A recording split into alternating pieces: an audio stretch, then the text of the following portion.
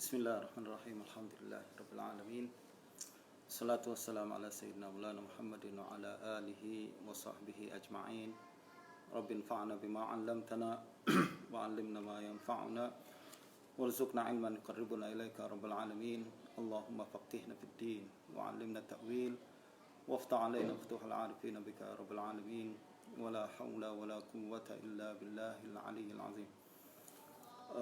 Tuan-tuan sekalian yang dirahmati oleh Allah Subhanahu wa taala, ini adalah majlis kita yang keempat dalam pembacaan kitab Al-Ajwibah Al-Fadilah lil Asilatil Asyarah Al-Kamilah lil Imam Abil Hasanat Muhammad Abdul Hayy Al-Laknawi.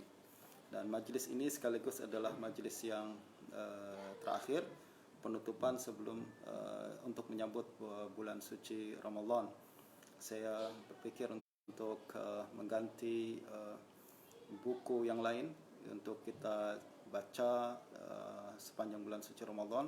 Mungkin kita akan cari nanti pada masa yang tepat pada bulan suci Ramadan, kita cari dan kita baca juga buku lain yang menurut saya lebih sesuai dengan suasana bulan suci Ramadan, di mana kita tengah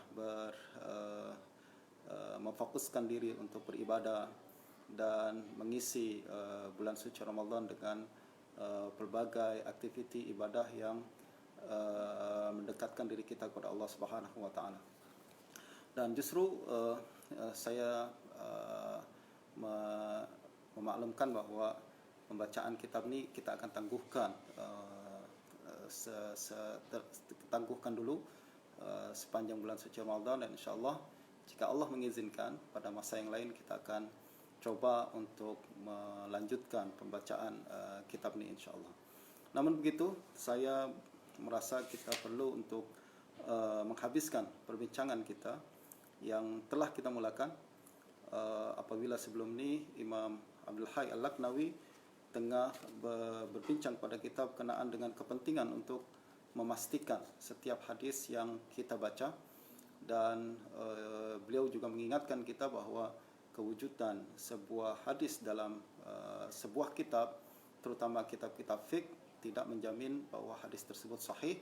Terbukti beberapa ulama membuktikan bahwa hadis-hadis tertentu dalam yang terdapat dalam kitab-kitab fiqh terutama, walaupun penulis kitab itu adalah seorang ulama yang hebat, menjadi rujukan di dalam perbahasan fiqh, akan tapi tidak menjamin bahwa mereka hanya menyebutkan hadis-hadis yang sahih juga. Terbukti ada beberapa hadis yang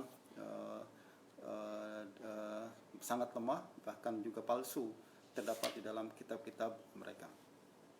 Nah, melanjutkan perbahasan tersebut, Imam Abdul Hayy Al-Laknawi mengatakan, wa qala Suyuti fi mirqatis su'ud ila sunani Abi Dawud tahta hadis naha Rasulullah sallallahu alaihi wasallam an yamtashita ahaduna kulla yawm. Beliau menukil daripada Imam As-Suyuti dalam kitab Mirqatus Su'ud ila Sunan Abi Dawud, yaitu kitab yang ditulis untuk mensyarahkan hadis-hadis yang terkandung dalam Sunan Abu Dawud.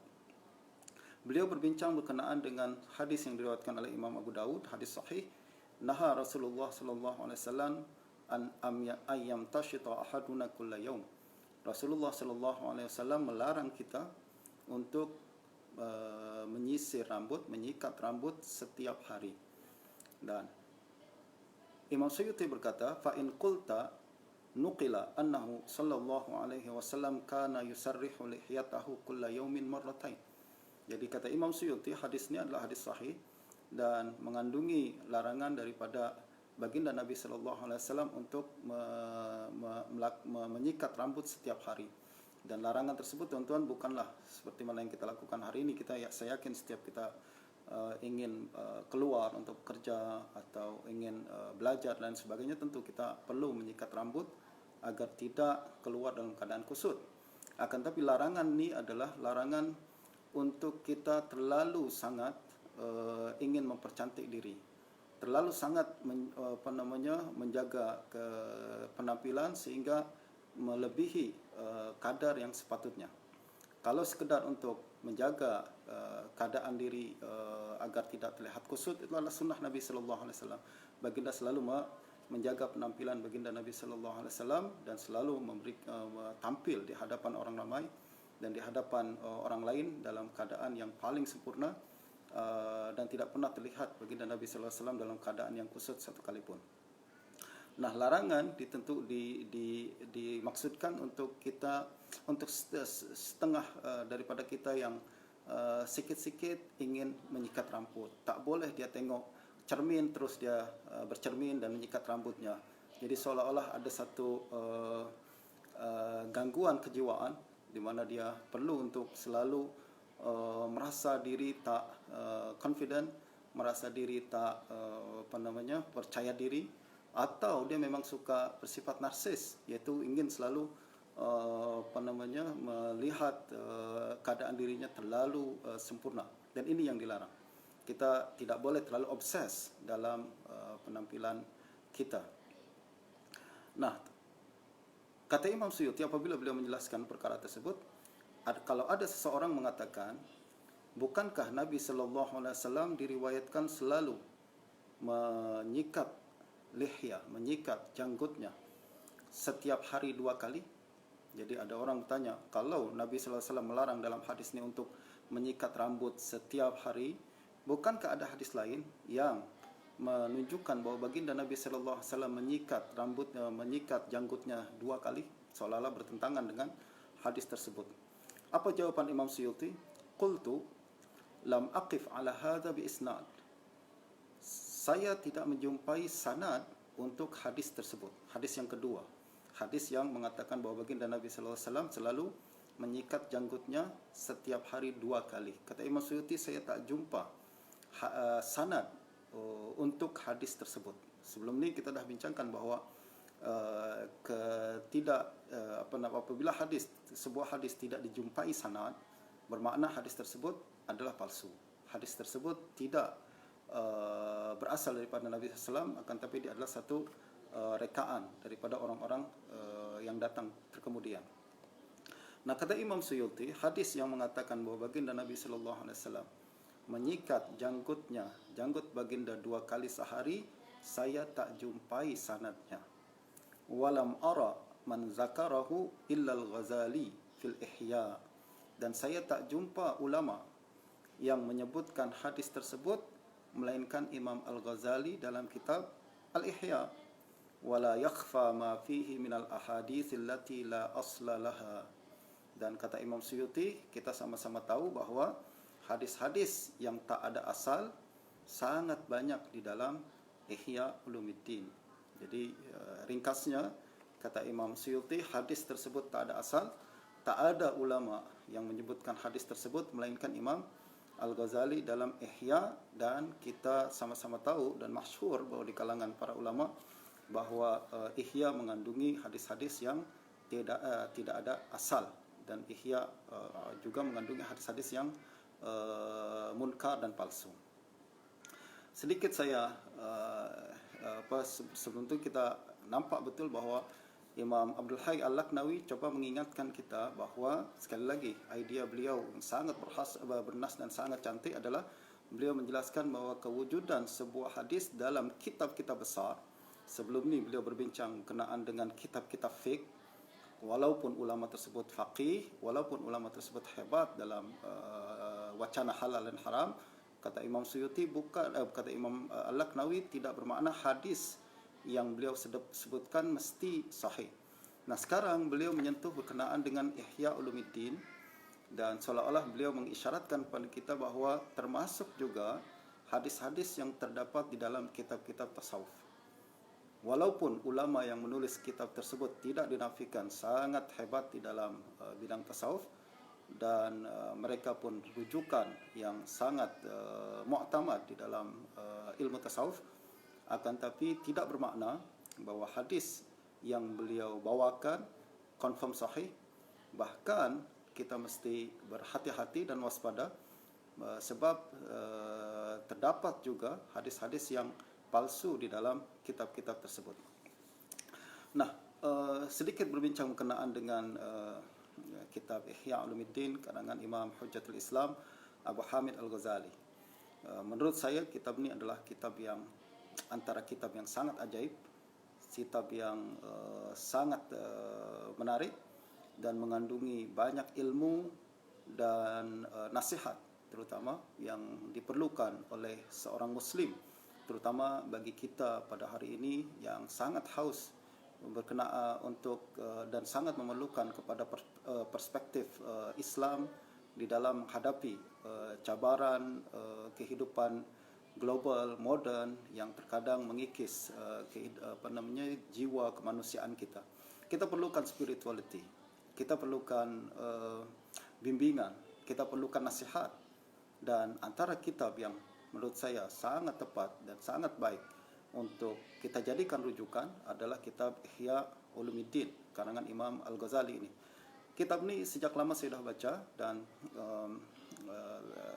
terdiri daripada 4 jilid, dan beliau sendiri memang membagi kitab tersebut dalam 4 bagian. Bagian pertama dan kedua berkenaan dengan ibadat dan muamalah, dan bagian yang ketiga dan keempat berkaitan dengan hati. Bagian ketiga beliau sebut sebagai rubu' al-muhlikat, berkenaan dengan sifat-sifat hati yang sifat-sifat atau akhlak-akhlak yang kalau kita tak jaga diri kita, dia dapat membinasakan kita, bukan hanya di dunia tapi juga di akhirat. Justru menurut saya perbahasan yang paling menarik dalam Ihya adalah apabila beliau bincangkan dalam bab tersebut, dalam bagian ketiga tersebut. Beliau ingatkan kita bahwa seorang muslim mesti menjaga dirinya daripada penyakit-penyakit hati yang berkaitan dengan ujub, berkaitan dengan sombong, berkaitan dengan riya, dan pelbagai sifat-sifat yang menurut beliau kalau kekal berada di dalam diri kita, maka dibimbangi kita tak akan selamat nanti di alam akhirat. Dan hebatnya Imam Ghazali juga adalah apabila beliau melakukan analisis dan diagnosis berkenaan dengan penyakit-penyakit hati, beliau berikan sekali dengan obatnya. Apa yang mesti kita lakukan secara praktikal untuk melepaskan diri daripada penyakit-penyakit tersebut. Dan beliau selalu sebutkan berkali-kali bahwa obat untuk penyakit hati adalah berkaitan dengan ilmu dan hal dan amal, 3 perkara. Jadi untuk mengobati penyakit hati kita memerlukan ilmu, yaitu pertama kita mesti menguasai teori-teori dulu berkenaan dengan apa itu hasad misalkan. Apa itu hasad dan apa bahaya hasad, apa yang disebutkan oleh Al-Quran berkenaan dengan penyakit tersebut, apa yang disebutkan oleh hadis Nabi berkenaan dengan penyakit tersebut, apa yang disebutkan oleh para ulama dan hukama berkenaan dengan keburukan sifat tersebut, hingga apabila kita membaca dan mentadabbur ucapan-ucapan tersebut, akan lahir sebuah hal, lahir sebuah perasaan di dalam diri kita bahwa penyakit ini memang berbahaya. Kita merasa convinced dan yakin bahwa penyakit tersebut bahaya, dan justru perasaan tersebut akan mendorong kita untuk melakukan action atau disebut amal. Jadi 3 proses yang mana kalau kita laksanakan mesti secara berturut-turut, yaitu kefahaman yang melahirkan perasaan takut dan perasaan dorongan untuk bertindak, dan yang ketiga adalah tindakan itu sendiri. Jika kita setakat tahu saja, misalkan kita baca ayat-ayat suci Al-Quran dan hadis, berapa banyak kita baca ayat-ayat yang mengingatkan kita bahayanya penyakit hasad dengki misalkan, berapa banyak kita baca hadis-hadis Nabi berkenaan dengan sifat sombong, tapi berlalu begitu saja. Dia tak melahirkan perasaan kita takut dan merasa bahwa ini berbahaya. Ini berbahaya. Dan kalau setakat membaca saja, tak akan mendorong kita untuk melakukan action. Nah, Imam Ghazali ingatkan bahwa perkara untuk membersihkan penyakit hati tersebut memerlukan 3 perkara ni. Dan sepanjang pembacaan saya dari perbahasan Imam Ghazali dalam berbincang tentang perkara penyakit hati ini, beliau selalu tekankan 3 perkara tersebut. Dan menurut saya tak ada cara lain melainkan apa yang beliau sebutkan. Saya pun melihat bahwa perkara ini adalah sesuatu yang terbaik yang Imam Ghazali boleh bagi kepada umat Islam dan kekal kita perlukan pada hari ini. Dan sekali lagi kembali kepada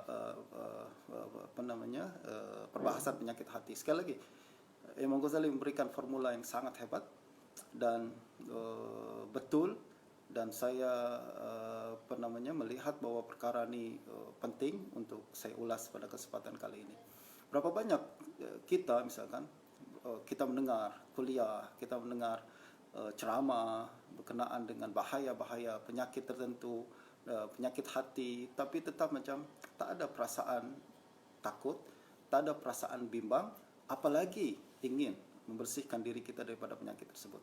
Sebagai contoh, kalau kita nak lakukan analogi berkenaan dengan apa yang kita alami pada hari ini, yaitu penyebaran COVID-19, virus COVID-19, apabila kita mengetahui bahawa penyakit virus itu berbahaya, kita tahu bahawa penyakit tersebut berbahaya, dan kita nampak sendiri kesan dia dalam tubuh manusia dan berapa banyak dia menyebabkan kematian di berbagai negeri, tentu kita melahirkan perasaan takut.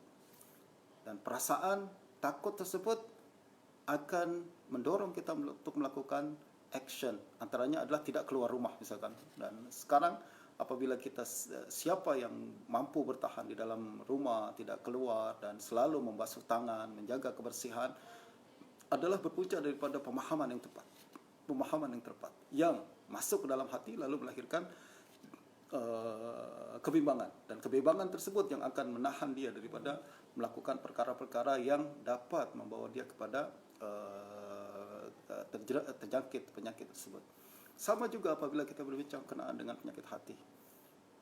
Kalau kita cuma setakat teori saja berbincang bahaya penyakit hati, penyakit hasad, dengki dan lain sebagainya, tapi tidak mampu untuk memasukkan ke dalam hati kita perasaan takut dan perasaan bimbang daripada penyakit tersebut, maka dia tak akan pernah melahirkan gerakan atau action untuk kita meninggalkan penyakit tersebut. Nah, ini sekali lagi, justru apabila ramai ulama yang melihat perbahasan Imam Ghazali yang sangat hebat dan sangat diperlukan oleh umat manusia, terutama pada zaman sekarang, mereka menggalakkan membaca Ihya Ulumuddin Imam Al-Ghazali sejak dahulu hingga hari ini.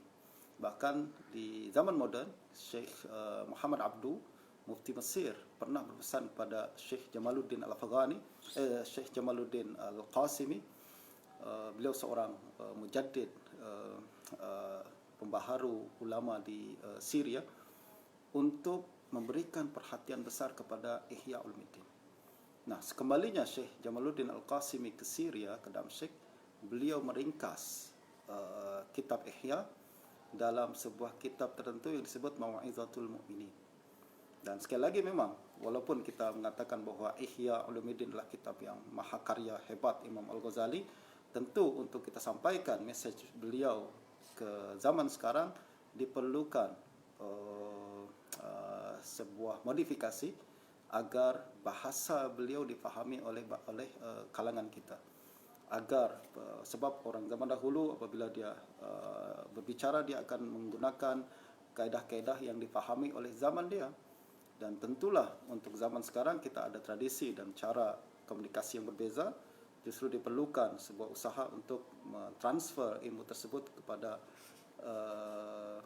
masyarakat sekarang dengan cara yang lebih mudah. Dan itu yang dilakukan oleh Syekh Jamaluddin Al-Qasimi dan beberapa ulama-ulama lain. Nah, kembali kepada kaitan yang disebut oleh Imam Asyuti bahawa terdapat hadis-hadis yang tidak ada asal di dalam Ihya Ulumuddin. Dia adalah memang perkara yang tidak dinafikan. Perkara yang tidak dinafikan. Saya rasa kita mesti berlapang dada dalam perkara ini, dan kita mesti menempatkan sesuatu pada tempatnya. Yaitu Imam Al-Ghazali sendiri pernah menegaskan bahawa memang hadis bukan bidang beliau. Dalam kitab beliau bertajuk Qanun At-Ta'wil, beliau tegas mengatakan wa bidha'ati fil hadis muzjah. penguasaan saya berkenaan dengan ilmu hadis adalah sangat sedikit, bukan tak ada sama sekali, akan tapi sangat sedikit berbanding ulama-ulama yang mengkhususkan diri mereka di dalam ilmu hadis, tentulah akan sangat jauh untuk dibandingkan dengan Imam Al-Ghazali. Namun begitu, sekali lagi, perkara tersebut tidak boleh membuat kita menahan diri daripada mengambil manfaat daripada ihya. Perkara tersebut tidak boleh membuat kita apalagi untuk merendahkan kedudukan dan juga kepentingan Ihya Ulumuddin dalam kehidupan pada hari ini. Dan apalagi kita nak merendahkan sumbangan Imam Al-Ghazali yang telah diiktiraf oleh para ulama sebagai salah seorang genius dalam pemikiran Islam dan orang yang memberikan banyak sumbangan di dalam mengembangkan dan mempertahankan agama Islam daripada pelbagai cabaran dan gangguan pemikiran pada zaman itu.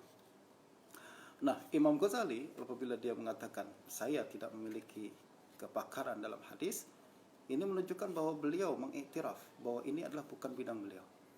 Dan justru apabila kepakaran beliau memang bukan di bidang itu, akan tapi kepakaran beliau dalam bidang yang lain seperti ilmu kalam, ilmu pemikiran, juga ilmu pembersihan hati seperti tadi, dan ilmu untuk membawa kita meluruskan epistemologi kita berkenaan dengan pemikiran Islam, maka sebagai seorang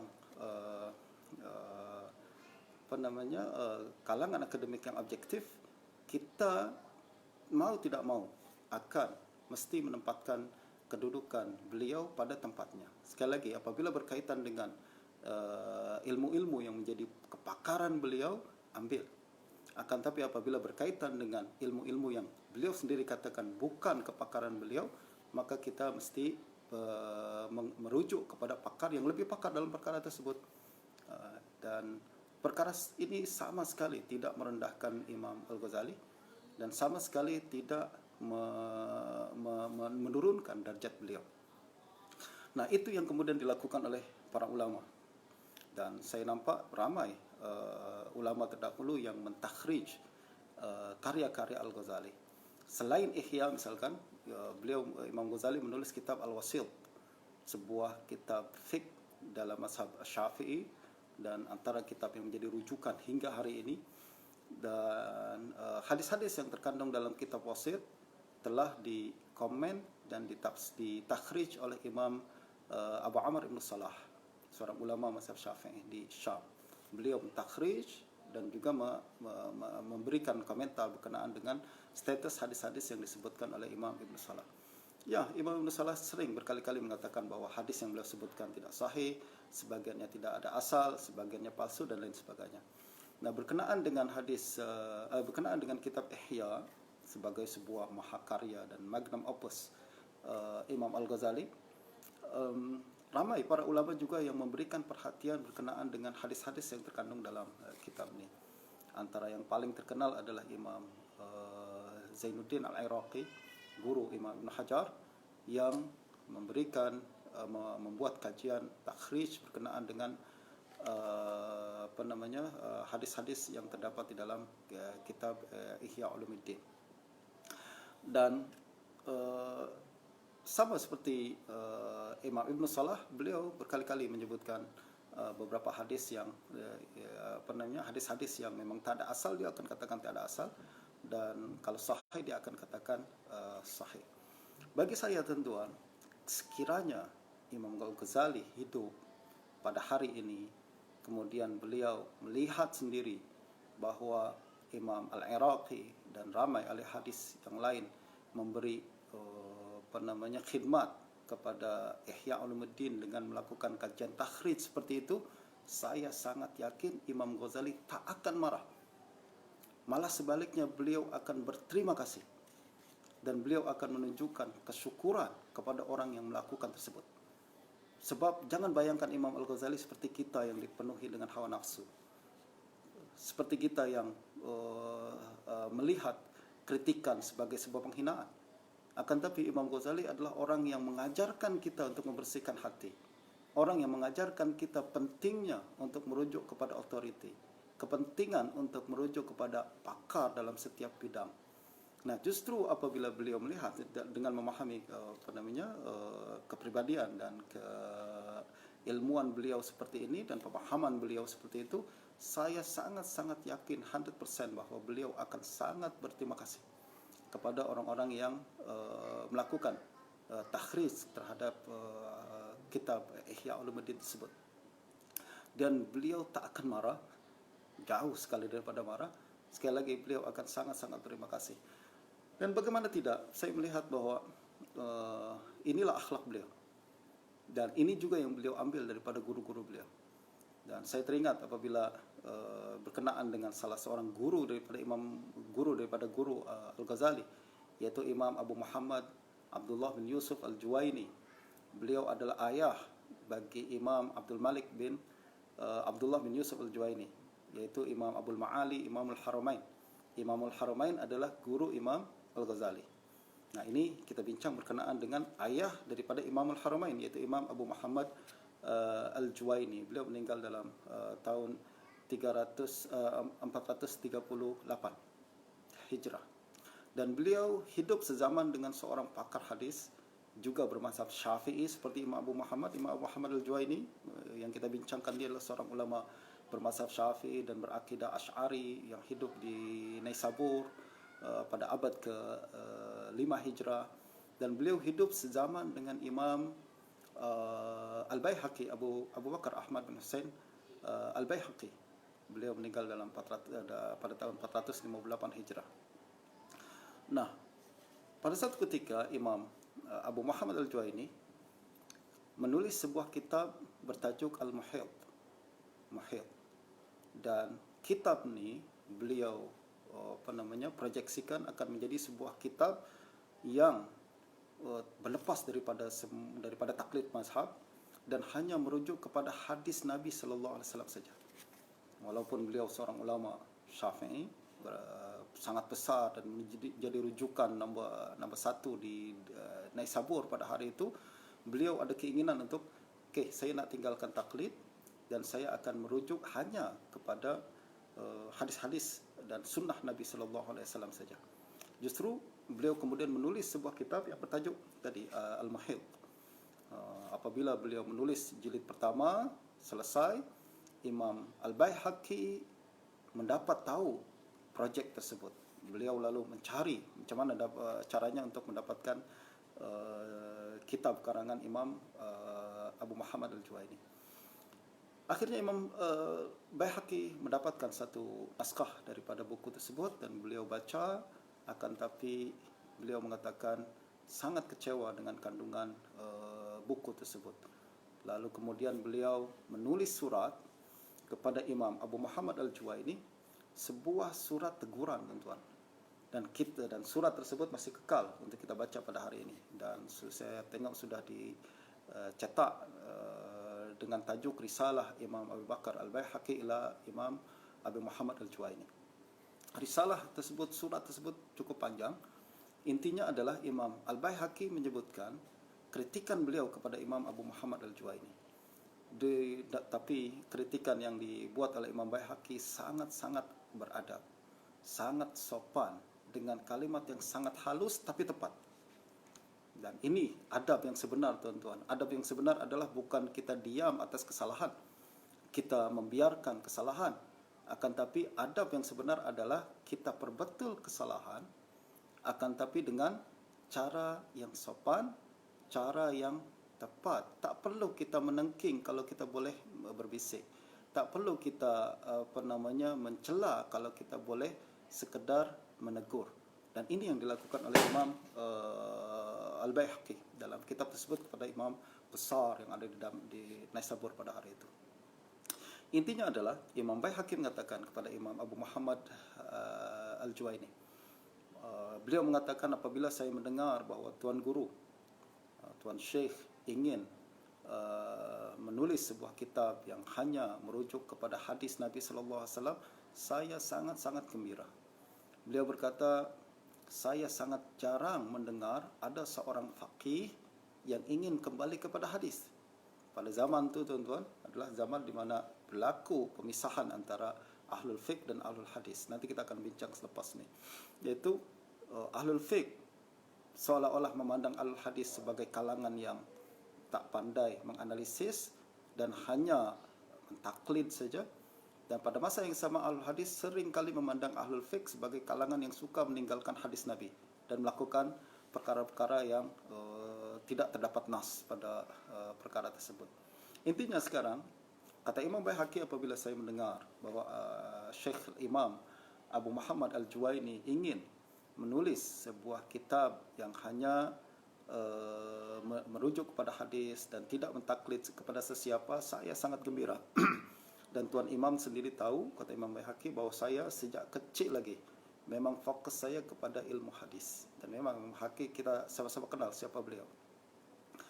Sejak kecil lagi saya memang merujuk pada ilmu hadis. Justru apabila saya mendengar projek Tuan Imam, saya sangat happy dan saya berharap bahwa ini akan menjadi sebuah turning point bagi meluruskan semula fiqh dan pandangan Ahlul Fiqh berkenaan dengan hadis Nabi sallallahu alaihi wasallam. Akan tapi kata Imam Baihaqi, selepas saya membaca tulisan Tuan Imam, saya sangat kecewa sebab Tuan Imam sering menggunakan hadis-hadis yang tidak sahih. Bahkan beberapa hadis yang dia sebutkan ma'lul, dan setengah hadisnya pun memang tidak ada asal. Jadi Imam Baihaqi straight forward kepada Imam Abu Muhammad Al-Juwaini. Beliau mengatakan, saya seperti itu mendapati, dan kalau Tuan Imam ingin mengetahui mana hadis-hadis yang sahih, sepatutnya adalah Tuan Imam melakukan perkara ini, dan seterusnya. Beliau membagi bahwa hadis terbagi menjadi 3 bagian: hadis yang disepakati sahih, hadis yang disepakati dhaif, dan hadis yang diperselisihkan sahih ataupun dhaif di kalangan al-hadis. Terus Imam Baihaqi sebutkan berbagai perkara yang terdapat dalam kitab tersebut, dan beliau kritik perkara tersebut daripada aspek kesahihan hadisnya, daripada aspek usul fiknya dan lain sebagainya. Apabila, tuan-tuan, ini yang menariknya, apabila surat tersebut dibaca oleh Imam Abu Muhammad Al-Juwaini, apa komen beliau? Beliau membaca dengan sangat penuh perhatian. Beliau mengkaji setiap yang ditegur oleh Imam Baihaqi, sebab beliau tahu bahwa teguran ini datang daripada pakar dia. Lalu beliau mengatakan, menutup surat tersebut dengan berkata, hakaza yakunul ilm. Inilah sepatutnya yang dilakukan oleh orang yang berilmu. Masya Allah. Beliau tak marah. Ini siapa pandai-pandai tegur aku berkenaan hadis? Siapa pandai-pandai tegur aku berkenaan dengan ingat aku tak pandai ilmu hadis ke?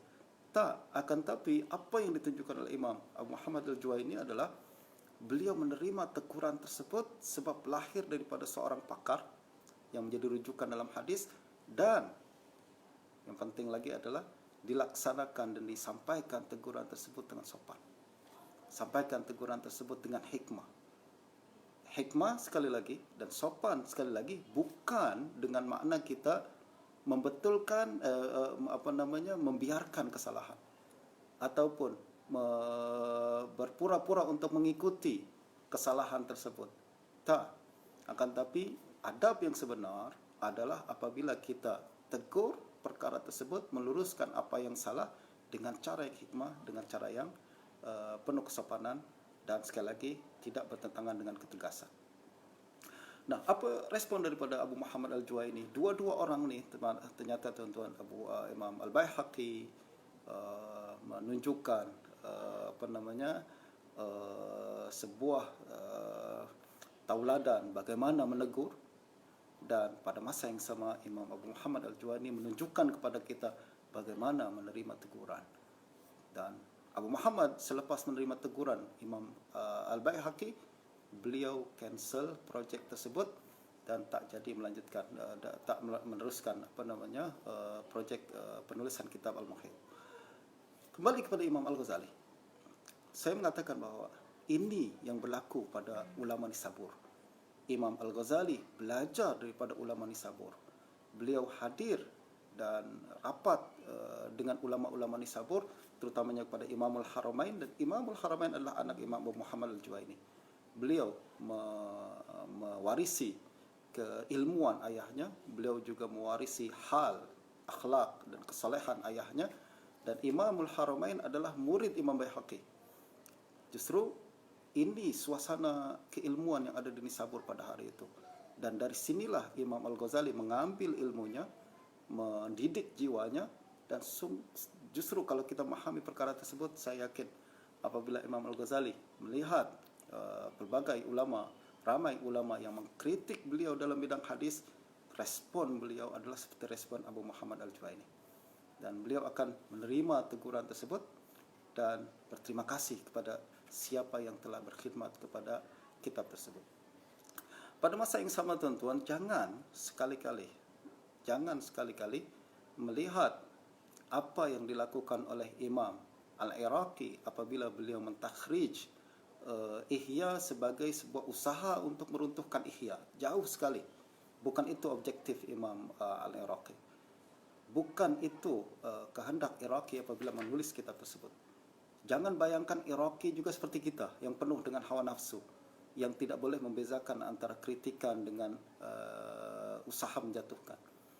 Apa yang beliau lakukan sekali lagi adalah, saya tak sebut sebagai kritikan, tapi sebut sebagai khidmat. Sebuah sumbangan beliau kepada sebuah mahakarya dalam Islam yang telah dihasilkan oleh Imam Al-Ghazali, justru untuk maximize dan mengoptimize penggunaan kitab tersebut, diperlukan takhrij seperti yang beliau lakukan. Dan justru saya selalu menyebut bahawa usaha takhrij mesti dipandang sebagai usaha positif. Jangan pandang usaha-usaha takhrij yang dilakukan oleh para ulama kita sebagai usaha untuk meruntuhkan turas atau untuk merusak turas. Jauh sekali, tuan-tuan. Tidak begitu yang dilakukan oleh para ulama kita. Sebaliknya, usaha yang dilakukan oleh para ulama dalam takhrij adalah sebuah khidmat dan sumbangan untuk menyempurnakan usaha yang pernah dilakukan oleh para ulama, dan juga untuk memberikan keyakinan bagi para pengguna kitab itu pada masa yang akan datang. Nah, kembali kita kepada Ihya Ulumuddin. Kitab kata Imam Al-Ghazali, kata Imam As-Suyuti, wala yakhfa ma fihi minal ahadits allati la asla laha. Semua orang tahu, kita sama-sama tahu bahawa banyak hadis-hadis yang tak ada asal dalam kitab Ihya tersebut. Dan selain Imam Al-Iraqi yang bincang tentang perkara ini, tuan-tuan, coba sila rujuk kepada kitab Tabaqat Syafi'iyah karangan Imam Tajuddin Abdul Wahab bin Ali As-Subki. Apabila berbincang berkenaan dengan Imam Al-Ghazali ini, beliau sama sekali tak menentang bahawa terdapat hadis-hadis palsu di dalam Ihya dan hadis-hadis tak ada asal dalam Ihya. Bahkan di akhir perbahasan beliau sebutkan hampir kira-kira saya ingat dalam lebih daripada 10 muka surat, beliau senaraikan hadis-hadis yang tak ada asal yang terdapat di dalam kitab Ihya. Sekali lagi, jangan sekali-kali tengok ini sebuah kritikan, tapi ialah khidmat yang dilakukan oleh para ulama untuk Imam Al-Ghazali dan kitab beliau Ihya Ulumuddin.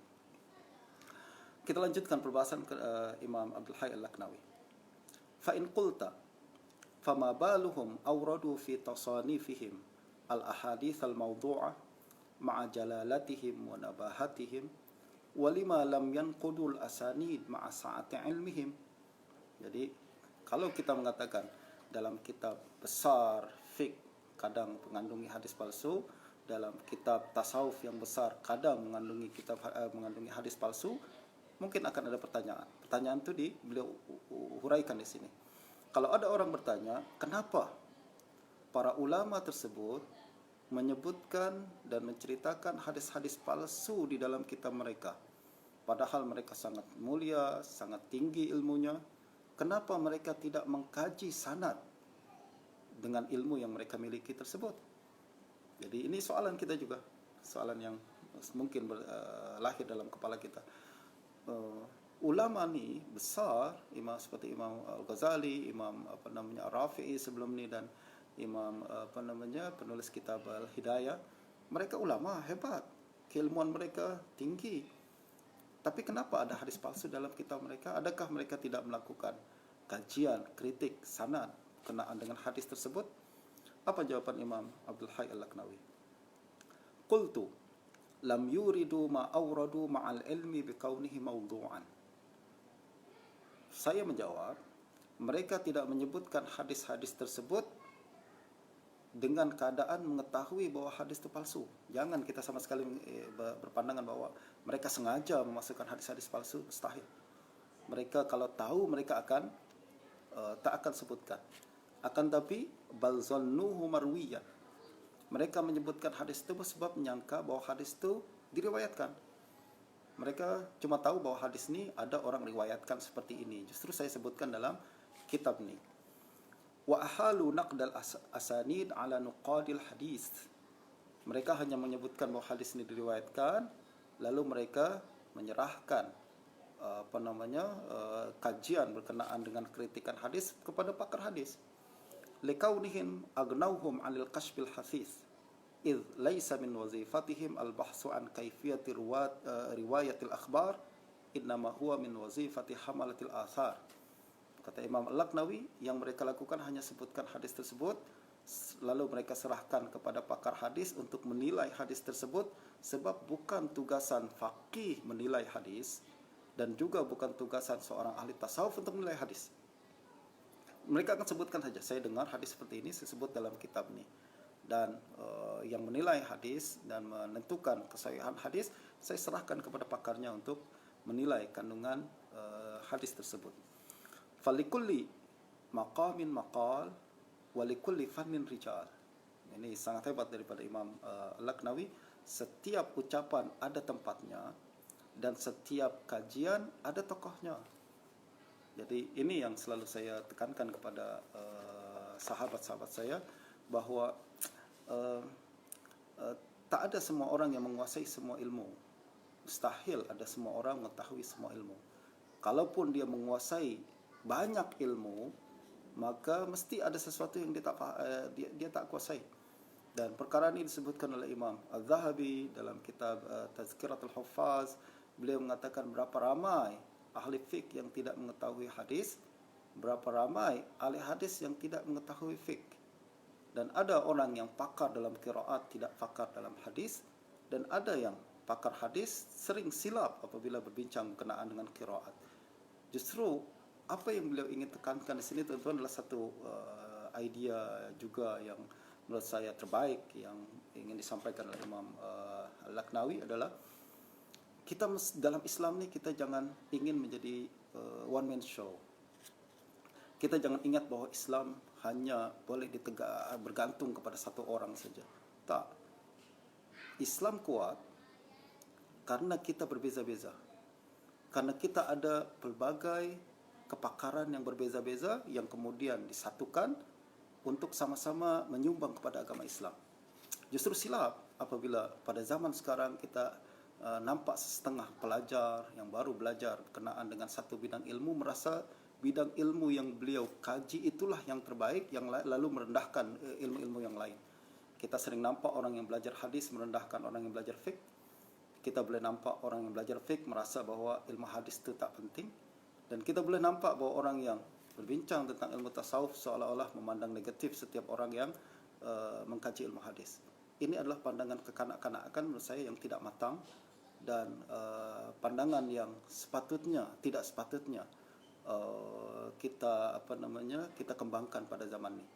Sebaliknya, zaman ini adalah zaman pengkhususan, dan pada masa yang sama zaman ini adalah zaman kerjasama, di mana kita mesti bersatu dan menyumbang kepada agama Islam mengikut apa yang kita miliki. Kalau anda memang pakar dalam hadis, sumbanglah dalam hadis. Kalau anda memang pakar dalam fiqh, sumbanglah dalam fiqh. Jangan merendahkan sumbangan orang lain yang berbeza dengan anda. Kalau anda memang pakar dalam kedoktoran, perubatan, sumbangkanlah sumbangan anda dalam bidang yang anda dalami tersebut. Masing-masing Allah bagi peluang untuk menyumbang. Tidak mesti orang yang pakar ilmu agama saja boleh menyumbang untuk agama, tapi bahkan orang-orang yang mungkin punya keilmuan dalam bidang-bidang sekular yang lain boleh menyumbang, dan sangat terbuka peluang untuk menyumbang bagi agama Islam ini. Kembali berkenaan dengan tadi saya sempat menyentuh apa yang berlaku pada abad ke-5 Hijrah. Memang tuan-tuan, pernah berlaku dalam sejarah Islam di mana pemilik ilmu merasa ilmu dialah yang terbaik. Dan ini disebutkan oleh Imam, diceritakan oleh Imam Abu Sulaiman Al-Khattabi dalam kitab beliau Ma'alimus Sunan, Syarah Sunan Abu Dawud. Siapa yang punya kitab ini sila rujuk Syarah Sunan Abu Dawud, tengok di mukaddimah. Tuan-tuan akan nampak bagaimana Imam Abu Sulaiman Al-Khattabi, seorang pakar hadis dan fiqh dan lughah hebat di abad ke-4 Hijrah. Beliau meninggal tahun 388. Beliau mengatakan bahawa pada zaman sekarang pengkaji hadis, pengkaji ulama kita, ulama yang mengkaji ilmu agama ni, kata Imam Khattabi, terbagi menjadi dua. Yang pertama adalah orang yang mengkaji fiqh saja, mengkaji fiqh, mendalami ilmu mazhab, usul dan lain sebagainya, tapi mereka tak memiliki kemampuan sedikit pun berkenaan dengan hadis, sehingga tidak dapat membezakan mana hadis sahih dan mana hadis lemah, apalagi hadis palsu. Pada masa yang sama, kata Imam Khattabi, ada sekumpulan lain, hamalatul ashar, para periwayat hadis, pengkaji hadis, yang fokus dalam mengumpul riwayat, menilai hadis sahih dan dhaif, akan tapi pada masa yang sama tidak memiliki kepakaran dalam istinbat hukum yang terdapat dalam hadis. Nah, apa yang dilakukan oleh Imam Khattabi? Beliau mengatakan, saya sengaja menulis kitab Ma'alimus Sunan ini dengan satu kaedah yang mana kalau ahli hadis nampak syarah saya ni, dia akan tertarik mengkaji fiqh, dan kalau ahli fiqh melihat syarah saya ni, dia akan tertarik mengkaji hadis. Jadi usaha beliau untuk melakukan fusion, jamak, himpun antara dua kalangan yang dia nampak berbeza dan saling berseteru pada zaman itu. Inilah yang dilakukan oleh para ulama, tuan-tuan. Ulama tidak melihat bahawa perpecahan mesti dikekalkan. Sebaliknya, itu adalah mesti kita lihat sebagai satu bagian daripada sejarah. Tidak semua yang berlaku dalam sejarah umat Islam terdahulu adalah baik untuk zaman sekarang. Sesetengahnya mesti ditinggalkan. Dan salah satunya adalah pandangan merasa bahawa ilmu ni adalah lebih baik daripada ilmu tersebut dan memandang negatif pada ilmu yang lain, atau kumpulan ni merasa diri mereka lebih baik berbanding kumpulan yang lain. Sebaliknya, ulama telah berusaha untuk menghimpun dua-dua aliran tersebut dan mencoba untuk mencari jalan tengah dan memberikan pemahaman bahawa apa yang berlaku, apa yang mesti dilakukan adalah menggembleng tenaga, himpun tenaga untuk memberikan sumbangan yang terbaik bagi agama Islam. Nah, perkara ini juga, tuan-tuan, saya nampak bahawa abad keempat adalah abad yang paling menentukan, abad yang sangat penting, dan usaha para ulama untuk menjamak dua kumpulan ini kita boleh nampak selain Al-Khattabi, kita boleh nampak daripada Imam Ibn Hibban. Seperti kalau tuan-tuan tengok mukaddimah beliau dalam Sahih, mukaddimah beliau dalam Kitabul Majruhin, juga dilakukan juga oleh Imam Ar-Ramah Hurmuzi, Abu Muhammad Ramah Hurmuzi, dalam buku beliau bertajuk Al-Muhaddithul Fasil Baina Rawi wal Wa'i. Nampak jelas dalam tajuk beliau bahawa beliau ingin menghimpun antara ahli hadis yang rawi dan ahli hadis yang wa'i. Dua kumpulan yang menurut beliau nampak jelas pada zaman itu. Dan Abu Muhammad hidup meninggal dunia pada tahun 360 Hijrah kurang lebih, sama seperti Imam Khattabi. Khattabi 388, Abu Muhammad 360, lalu Imam Ibn Hibban 354 Hijrah. Maknanya abad ke-4 Hijrah. Kita boleh nampak bahawa perkara tersebut adalah perkara yang mendapat perhatian besar para ulama, yaitu bagaimana melihat, menghimpun aliran yang nampak berbeza dan saling berkelahi tersebut kembali kepada pangkal jalan. Dan apa yang kita lakukan pada hari ini jangan merusak semula apa yang telah dilakukan oleh para ulama.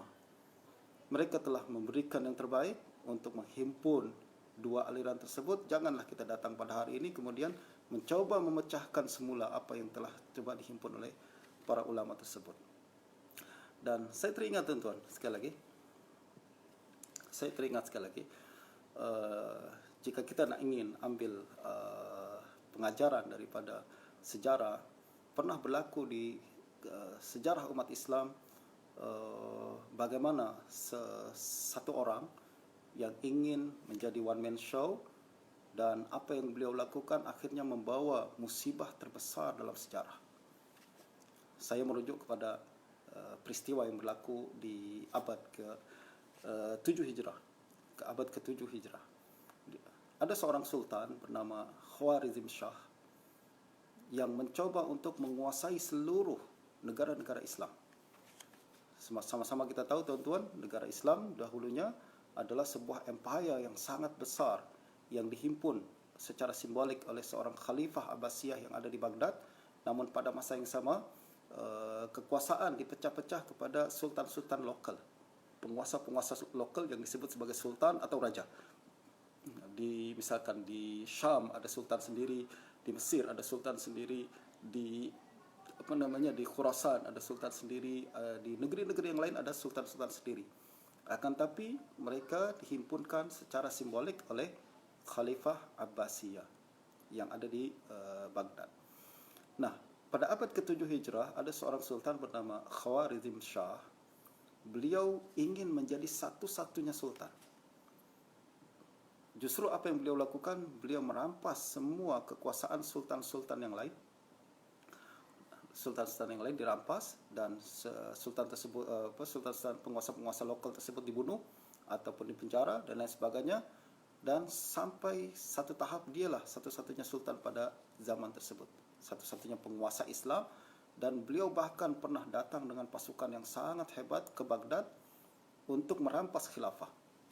Tapi Allah Subhanahu wa taala menggagalkan niatan tersebut dengan menurunkan sebuah hujan salji yang sangat lebat sehingga memporak-porandakan semua pasukannya, dan beliau kembali ke negeri beliau di kawasan timur negara Islam, di dunia Islam.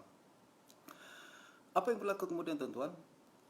Karena beliau menjadi satu-satunya penguasa, ingin menjadi satu-satunya penguasa one man show, pada abad itu juga mula pergerakan Tatar dari Cina melakukan invasi ke negara-negara Islam, menjajah negara Islam. Pada tahun 615 Hijrah, pasukan Genghis Khan mula menundukkan Bukhara.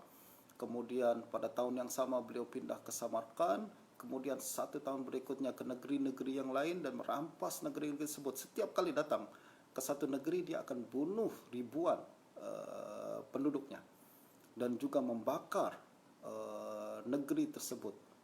Pasukan Khwarizm Shah setiap kali bertempur dengan pasukan Genghis Khan selalu mengalami kekalahan, dan ini yang kemudian disebutkan oleh Imam Ibn al-Asir dalam Al-Kamil fi Tarikh.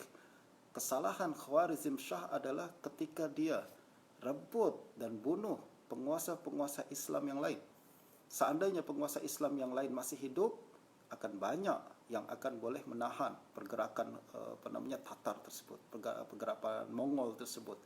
Tapi karena ada satu orang saja, apabila satu orang tersebut gagal melaksanakan tugasannya, maka habis. Ramai terbunuh, jutaan manusia terbunuh. Dan kemuncaknya, tuan-tuan, adalah apabila pasukan Hulagu Khan pada tahun 656 Hijrah sampai ke Baghdad dan membunuh jutaan penduduk, termasuk membunuh khalifah pada tahun itu. Jadi kita boleh nampak apa yang berlaku apabila satu orang ingin menguasai semua perkara dan ingin mengambil alih semua perkara, dia akan melemahkan umat Islam. Dan sebaliknya, tuan-tuan, apa yang berlaku apabila Hulagu Khan mengambil alih Baghdad? Beliau mencoba untuk membawa pasukannya untuk ke Mesir dan ke Damsyik dan ke Mesir. Beliau sampai ke Damsyik, berjaya ambil Damsyik dan berusaha untuk melanjutkan perjalanan ke Mesir. Dan perlu tuan-tuan ingat bahawa pasukan Mongol pada saat itu tak pernah kalah. Dan beliau mengancam untuk mengambil Mesir. Penguasa Mesir pada saat itu adalah Titus. beliau punya sedikit hubungan negatif dengan jenderal-jenderal yang lain seperti Baibos dan lain-lain. Dan apabila beliau menghadapi musuh yang sangat hebat nih, beliau pun berfikir apa yang mesti dilakukan.